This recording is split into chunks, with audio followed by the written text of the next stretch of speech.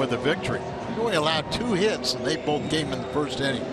O will take over here, and what a pitcher he's been for the Cardinals. He leads. He's tied for the National League lead with 45 strikeouts, 3rd in appearance. This is 31st, 5th in relief pitching innings, 6th in ERA, and mentioned last night he struck out the side. He's done that 5 different times this year. You'll get Jay Bruce. First pitch hit in the air and out of play.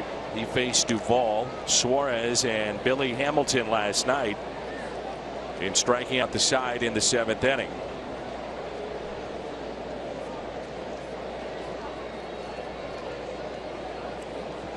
Here's the 0-1.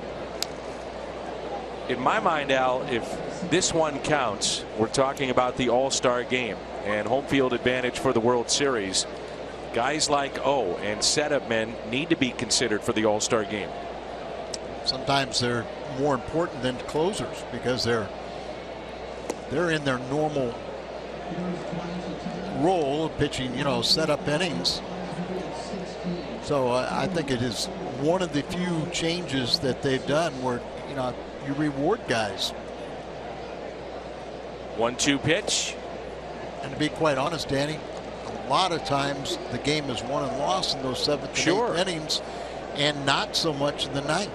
Well, right here you've got their leading RBI man on deck, their top home run man. The 2-2. High fly ball out to right, backing up Piscotty with room. And Bruce is the first out here in inning number 7.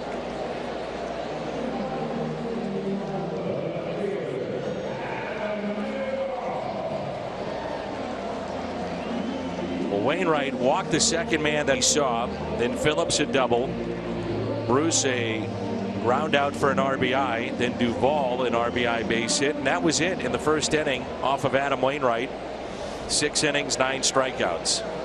Retired 14 in a row. Then he hit Votto, the only base runner since the first inning, and then he retired the next 2. So vintage Adam Wainwright. Remember last time out he had a tough luck loss, only allowing 2 runs in 7 innings. Good pitch. 1 ball, 1 strike. It's a little toe tap. It's a short arm. It's coming out of the ear, if you will, of Seung-Hwan Oh. Hides the ball. Jumps on you, sneaky fast, and then he's got that very good breaking ball that he can pinpoint it away. It's not just the draft, but finding these types of players. Diaz, O, Matt Slater, who's been with the Cardinals for a number of years, did that. And you got to get into those markets. And then now that the Cardinals have established that worldwide in Asia and in Cuba, it'll be easier to find the next ones. On the outside corner and a strikeout. And tonight, in a lot of ways, a celebration of all the hard work of the scouts that scour the country looking for young talent. They put in so many hours and so many miles into finding the next Seung-Hwan Oh or the next Matt Carpenter, Matt Adams, whoever it may be. And the scouts really have changed over the years. Used to be some of the old crusty ball players that would beat down the bushes for those, and now you talk about analytics, you talk about all this, you talk about scout school.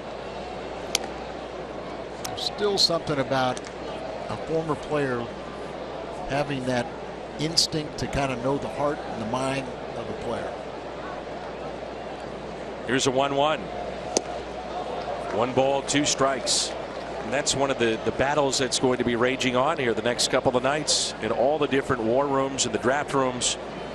The battle of analytics as opposed to the old school scout that looks at a player and knows that in his mind that player can make it to the big leagues. So then it goes to Randy Flores and some of his top lieutenants to make that decision. Yeah. The characters of the game, the old time scouts, Ellis Clary, Eddie Lyons.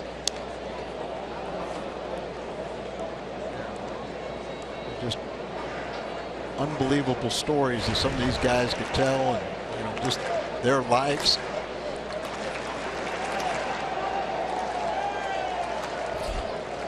On 2-2. Ground ball that's hit to third. Jed Jerko across the diamond. Coming up for the Cardinals, the top of the lineup. Carpenter, Diaz, and that man there, Matt Holliday. It's 2-2.